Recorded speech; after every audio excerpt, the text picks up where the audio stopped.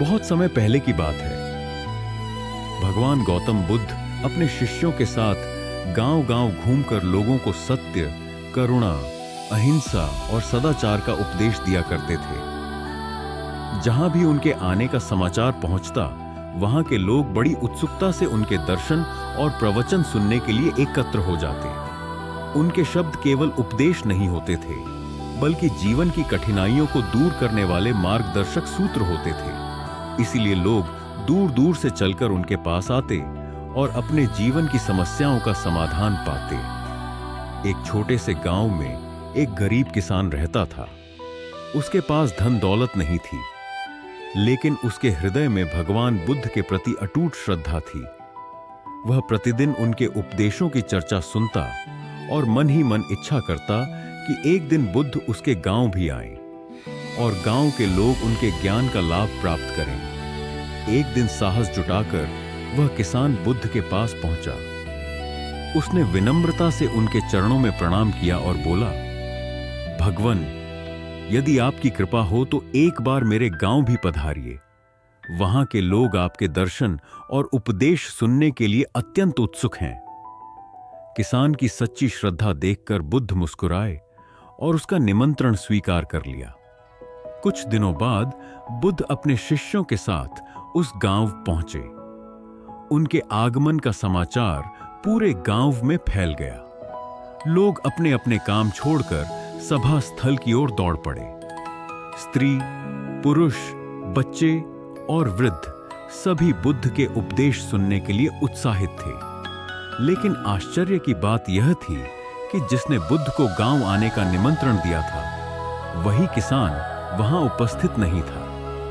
सभा प्रारंभ होने से पहले बुद्ध ने अपने शिष्यों से पूछा, क्या वह किसान आ गया जिसने हमें यहां आने का निमंत्रण दिया था? शिष्यों ने चारों ओर देखा, पर किसान कहीं दिखाई नहीं दिया। उधर किसान बड़ी परेशानी में था। सुबह जब वह अपने खेत जाने की तैयारी कर रहा था, तब उसने देखा कि उसके बैलों की जोड़ी गायब है। वे बैल ही उसकी आजीविका का मुख्य साधन थे। उन्हीं से वह खेत जोतता था और अपने परिवार का पालन पोषण करता था। किसान गहरे संकट में पड़ गया। एक ओर भगवान बुद्ध का प्रवचन था, जिसे सुनने की उसकी वर्षों पुरानी इच्छा थी। दूसरी ओर उसके बैल थे, जिनके बिना उसका जीवन कठिन हो सकता था। वह मन ही मन सोचने लगा, यदि मैं बैलों को खोजने जाऊं तो बुद्ध का उपदेश छूट जाएगा, और यदि उपदेश सुनने चला जाऊं तो बैलों का क्या होगा? काफी देर तक विचार करने के बाद उसने निर्णय लिया, पहले अपने कर्तव्य का पालन करना चाहिए। बैलों को खोजे बिना मैं प्रवचन में बैठ भी गया तो मेरा मन वहीं लगा रहेगा। यह सोचकर वह बैलों की तलाश में निकल पड़ा। वह जंगलों, खेतों और पगडंडियों पर घंटों भटकता रहा। तेज धूप थी, शरीर थक गया था, लेकिन उसने हार नहीं मानी। अंततः शाम होते होते उसे अपने बैल एक दूर के चरागाह में मिल गए। बैलों को पाकर उसकी जान में जान आई। वह उन्हें लेकर घर लौटा। पूरे दिन की भाग दौड़ से वह इतना थक चुका था कि भोजन करने के बाद तुरंत सो गया। इस प्रकार वह बुद्ध का प्रवचन सुनने से वंचित रह गया। अगली सुबह किसान को बहुत दुख हुआ। उसे लगा कि उसने भगवान बुद्ध का अपमान कर दिया है। वह संकोच और अपराध बोध से भरा हुआ उनके पास पहुंचा। किसान ने बुद्ध के चरणों में सिर झुकाकर कहा, भगवन, मुझे क्षमा करें। मैंने आपको गांव आने का निमंत्रण दिया, लेकिन स्वयं ही आपके प्रवचन में उपस्थित नहीं हो सका। बुद्ध ने प्रेम पूर्वक पूछा, बताओ किसान, कल तुम क्यों नहीं आए? किसान ने सारी घटना विस्तार से सुना दी। उसने बताया कि कैसे उसके बैल खो गए थे और उन्हें खोजने में पूरा दिन निकल गया। सभा में बैठे कुछ लोग सोच रहे थे कि बुद्ध किसान को अवश्य डांटेंगे, लेकिन बुद्ध के चेहरे पर मुस्कान थी। उन्होंने सभी लोगों की ओर देखकर कहा, मेरी दृष्टि में यह किसान मेरा सच्चा अनुयायी है। सभी लोग आश्चर्यचकित रह गए। बुद्ध आगे बोले, यदि यह अपने खोए हुए बैलों को छोड़कर यहां उपदेश सुनने आ जाता तो इसका शरीर यहां होता, लेकिन मन बैलों के पास भटकता रहता। ऐसी स्थिति में यह मेरे उपदेशों का सार नहीं समझ पाता। फिर उन्होंने कहा, इस किसान ने अपने कर्तव्य को प्राथमिकता दी। उसने पहले उस कार्य को पूरा किया जो उसके परिवार और जीवन के लिए आवश्यक था। यही सच्चा धर्म है। जो व्यक्ति अपने उत्तरदायित्वों का ईमानदारी से पालन करता है वही वास्तव में आध्यात्मिक मार्ग पर चलता है। सभा में गहरा मौन छा गया। बुद्ध ने आगे समझाया, केवल प्रवचन सुनना धर्म नहीं है। धर्म का वास्तविक स्वरूप है अपने कर्तव्य को निष्ठा, ईमानदारी और समर्पण के साथ निभाना। कर्महीन उपदेश का कोई मूल्य नहीं, जबकि सच्चे कर्म स्वयं सबसे बड़ा उपदेश बन जाते हैं। किसान की आंखों में आंसू आ गए। उसे अनुभव हुआ कि बुद्ध ने उसके साधारण से कर्म में भी धर्म का गहरा अर्थ खोज लिया है। उस दिन गांव के लोगों ने एक महत्वपूर्ण शिक्षा प्राप्त की। उन्होंने समझा कि पूजा, प्रार्थना और उपदेश तभी सार्थक हैं जब वे हमें अपने कर्तव्यों का पालन करने की प्रेरणा दें। जो व्यक्ति अपने परिवार, समाज और कार्य के प्रति ईमानदार है वही सच्चे अर्थों में धर्म का पालन करता है। शिक्षा, कर्तव्य पालन ही सच्ची आध्यात्मिकता है। कर्म के बिना ज्ञान अधूरा है। जिस कार्य की जिम्मेदारी हमारे ऊपर है उसे पूरी निष्ठा से करना चाहिए। केवल उपदेश सुनना पर्याप्त नहीं, उन्हें जीवन में उतारना आवश्यक है। सच्चा धर्म वही है जो हमें ईमानदार और कर्मशील बनाता है। निष्कर्ष, भगवान बुद्ध ने सिखाया कि मनुष्य की महानता उसके शब्दों से नहीं बल्कि उसके कर्मों से पहचानी जाती है। इसलिए उपदेशों का सम्मान अवश्य करें, लेकिन जीवन में कर्तव्य और कर्म को सर्वोच्च स्थान दें, क्योंकि उपदेश से कर्म श्रेष्ठ है। उपदेश से कर्म श्रेष्ठ है। गौतम बुद्ध को उनके अनुयायी यदि स्नेह से कहीं बुलाते तो वे अवश्य जाते। फिर जब बुद्ध पहुंचते तो श्रोताओं की भारी भीड़ उमड़ पड़ती। बुद्ध के वचनों में जो अमृत तत्व होता था उसका पान करना सभी को प्रीतिकर लगता था। उनके उपदेशों में ऐसा कुछ अवश्य होता था जिससे गंभीर समस्याएं सुलझ जाती और कुछ न कुछ सार्थक भी प्राप्त होता। एक गरीब किसान गौतम बुद्ध का बहुत बड़ा भक्त था। एक दिन वह बुद्ध के पास आया और अपने गांव आने का आग्रह किया। बुद्ध उसके गांव पहुंचे तो सारा गांव उन्हें देखने व काकी को सुनने के लिए उमड़ पड़ा, किंतु वह किसान नहीं आया। हुआ यह कि उसी दिन किसान के बैलों की जोड़ी कहीं खो गई। किसान इस दुविधा में रहा कि बुद्ध का प्रवचन सुने या अपने बैलों को खोजे। काफी सोचने के बाद उसने अपने बैलों को खोजने का निर्णय किया। घंटों भटकने के बाद बैल मिले। थका हारा किसान घर आया और भोजन कर सो गया। अगले दिन वह अति संकोच से क्षमा प्रार्थी बन बुद्ध के पास पहुंचा तो वे बड़े स्नेह से बोले, मेरी दृष्टि में यह किसान मेरा सच्चा अनुयायी है। इसने उपदेश से अधिक महत्व कर्म को दिया। यदि यह कल बैलों को न ढूंढते हुए उपदेश सुनता तो मेरी बातें इसकी समझ में नहीं आती, क्योंकि मन बैलों में अटका रहता। इसने कर्म को महत्व देकर प्रशंसनीय काम किया। सार यह है कि हम जहां जिस भूमिका में हों उसका ईमानदारी से निर्वाह करें। यही सच्ची आध्यात्मिकता है, क्योंकि प्रत्येक धर्म कर्म को ही सर्वोपरि महत्व देता है। महात्मा बुद्ध की कहानियां गौ में पूर्ण से आने चाहता है कि राह बत लोग तुम पाप पूर्ण ने कहा दूंगा कि उन बुद्ध कहा। तब से प्रहार तो लोग तुम पर सोचकर उन्मारा, पर जब बाद पैजे बुढ़ तत्क्षण सिख के मार्ग पर कृतज्ञ रहूंगा तचा पूर्ण से कोई दोष कर्म उपदेश से श्रेष्ठ है। केवल अच्छी बातें सुनना पर्याप्त नहीं, उन्हें कर्म में बदलना अधिक महत्वपूर्ण है। कर्तव्य सबसे पहले है।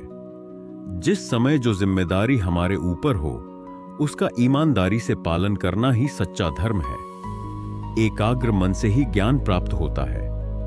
यदि मन किसी चिंता में उलझा हो तो उपदेश या शिक्षा का लाभ नहीं मिल सकता।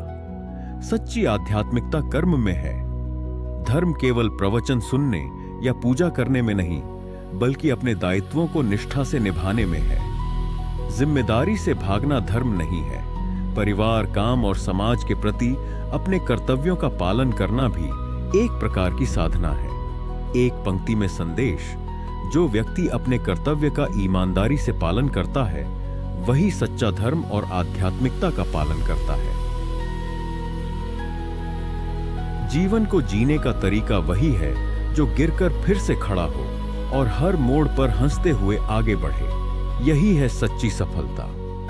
हर इंसान अपनी सोच और कर्मों का प्रतिबिंब है। जो अपनी ऊर्जा और ध्यान सही दिशा में लगाता है उसे शांति और संतोष का अनुभव होता है।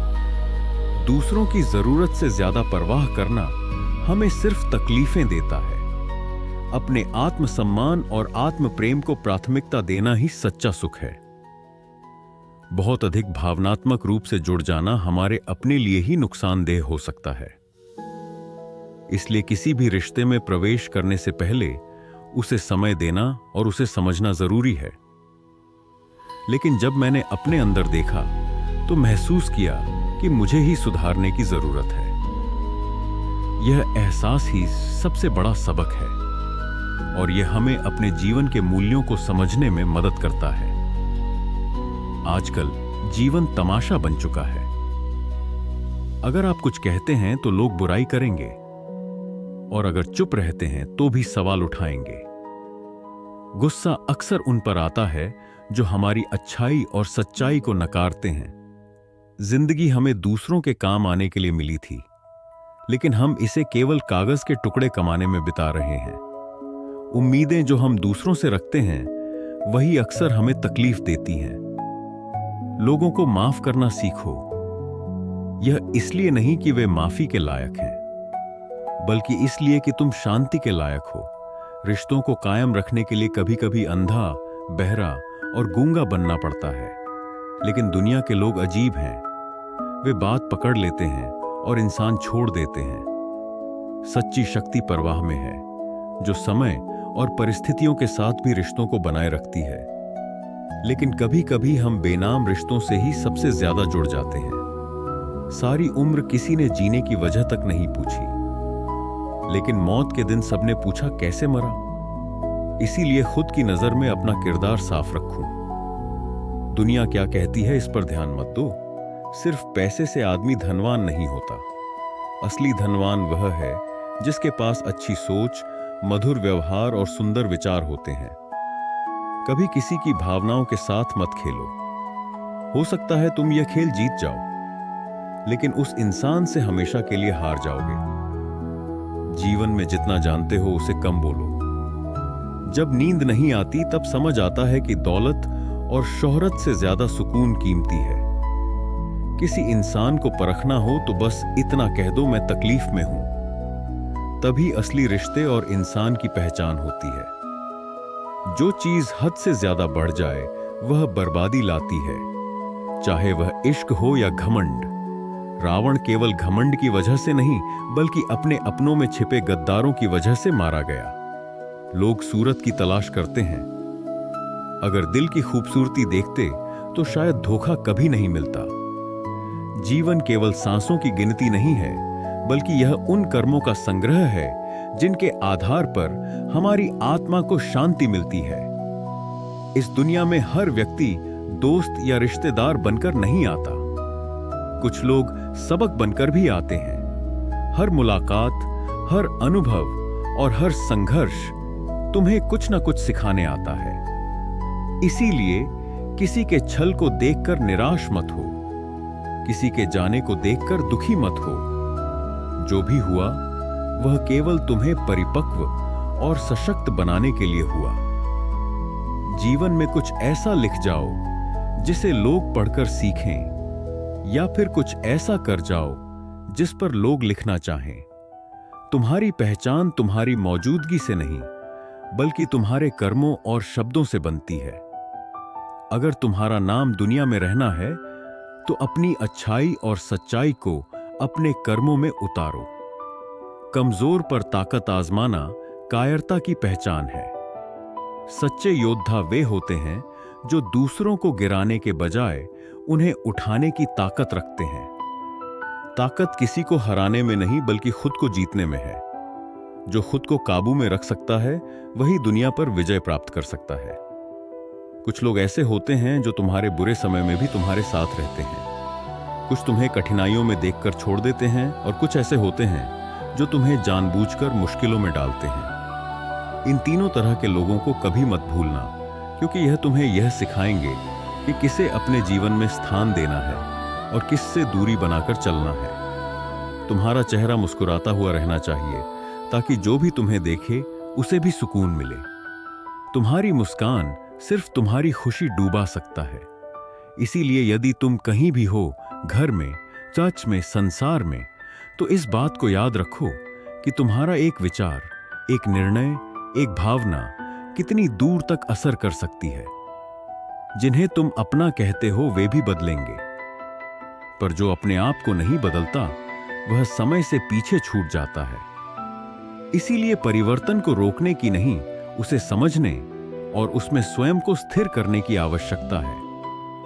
और यही वह आत्मिक अभ्यास है जो तुम्हें संसार की परिभाषाओं से मुक्त करता है और आत्मा की शांति में स्थिर करता है। ठोकर और अनुभव, यह दोनों जीवन के सबसे बड़े शिक्षक हैं। किसी से अपनी तुलना मत करो।